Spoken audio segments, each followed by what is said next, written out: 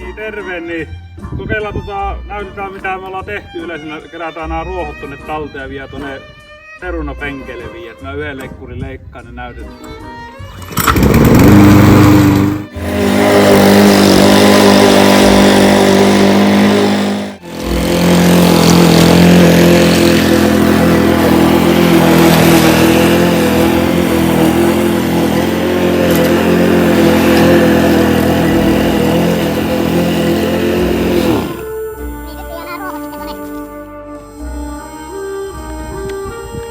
Penkille. Saa sitten hyvin ravinnetta tää perunapenkki tänne vie.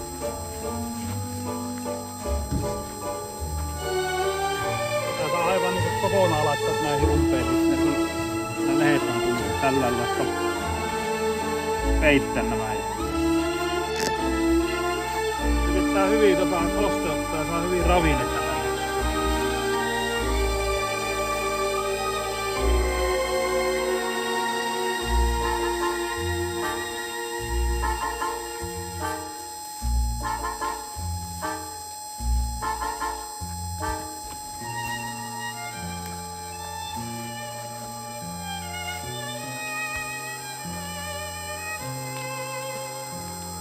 Tällä lailla pitää laittaa tämä penkki peittää kokonaan.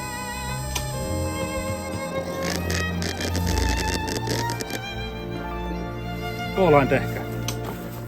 Tätäkin.